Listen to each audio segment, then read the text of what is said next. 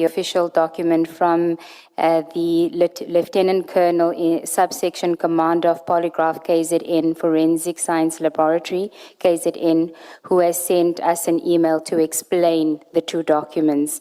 And the email came at 9:50. We only saw it now. It says the test was conducted by Captain Nell. All polygraph tests are subjected to two quality reviews. The first is the technical review during the polygraph process after the polygraph charts are generated. During this process, the result was a DI, deception indicated. The polygraph result was communicated to the examinee during the post-test interview. The results on the summary were obtained after the tests were done. This is in relation to the first report. Later, during the administrative review process, the reviewer went through all documents and found that the polygraph examiner had made serious errors during the polygraph examination process. Reviewer's report is attached, which is the unsigned one. We will see if it is the signed one now. A non-conformance was opened and investigated against the polygraph examiner.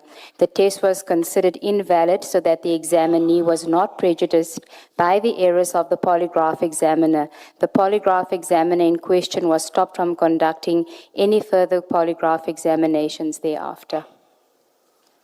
So, effectively, the warrant officer was exonerated. He was, Chair. All right. That probably means all of those tests were.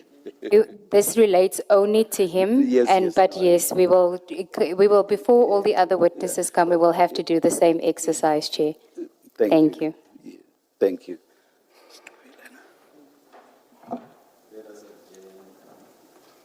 We are done with the witness, Chair. Warrant officer, you are excused. Thank you, Commissioner. Thank you very, very much for your testimony. And at least I'm happy that we are at the point where we are adjourning. I see that you are emotional, so you'll find time to compose yourself now. Thank you very much again, Warrant Officer. Let's adjourn and resume at 11:25.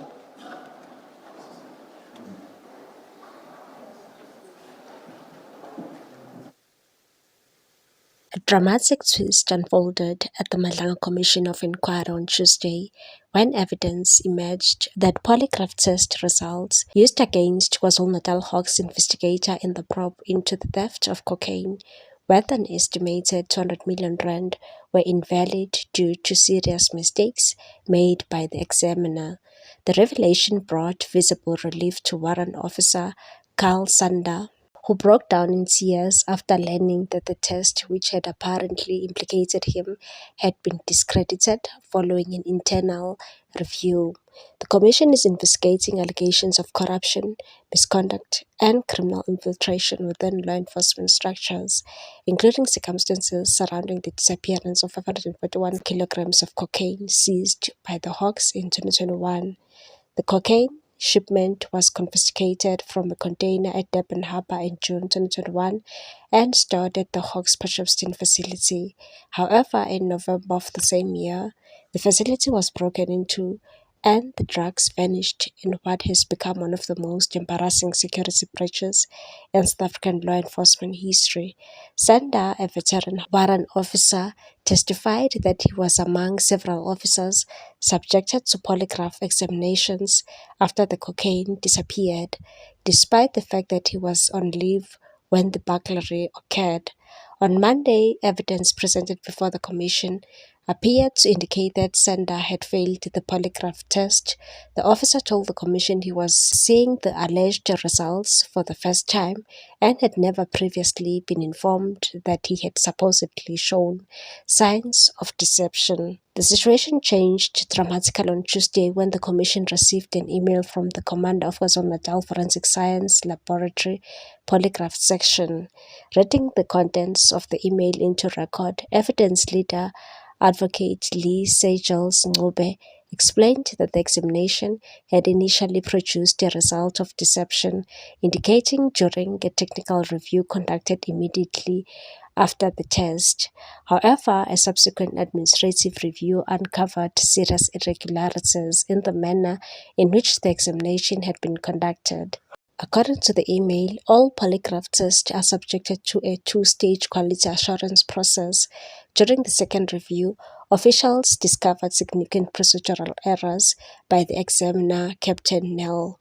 The reviewer went through all documents and found that the polygraph examiner had made serious errors during the polygraph examination process. The advocate told the commission. As a result, a non-conformance investigation was opened against the examiner and the test was officially declared invalid. She said the test was considered invalid so that the examinee was not prejudiced by the errors of the polygraph examiner. The commission heard that Captain Neil was subsequently prohibited from conducting any further polygraph examinations. The disclosure effectively cleared Sander of any adverse findings arising from the test and sparked an emotional reaction from the officer, who sighed deeply before breaking down in tears in the witness stand. The controversy surrounding the polygraph examinations has also raised questions about the handling of the investigation itself. Sander testified that while several officers were required to undergo polygraph testing, KwaZulu-Natal Hawks head Major General Lesitja Sinona was never subjected to the process, despite being present when the seized cocaine was booked into storage following the June 2021 operation. Sinona is expected to return to the commission on Friday, where he will face further scrutiny over his role in the matter and questions regarding why he was never tested. The senior officer previously told the commission that he had never undergone a polygraph examination in his career but had no objection to taking one.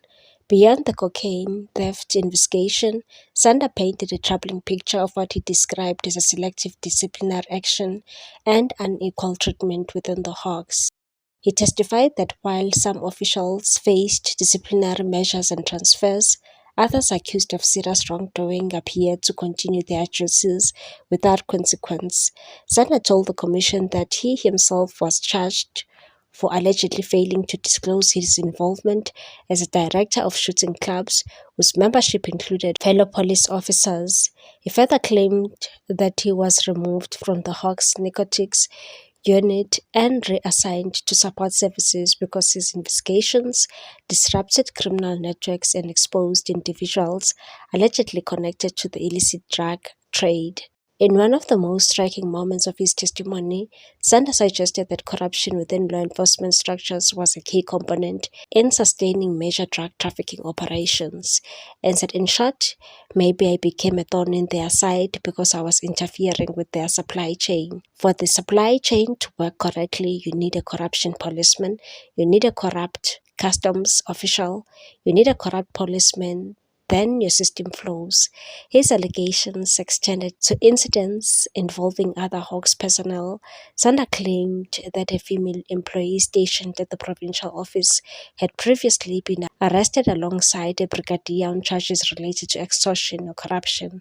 According to his testimony, the employee was later released on bail and allowed to return to work without facing any apparent consequences. And said what then transpired was that the person was released on bail, the person came back to work and nothing happened. He told the commission that many employees were dissatisfied with the situation and that one official lodged a formal complaint regarding the matter. However, rather than receiving protection, the whistleblower allegedly became the target of retaliation, and that the whistleblower has since been moved to a totally different environment within the DPCI. As we speak, the other person is still at work.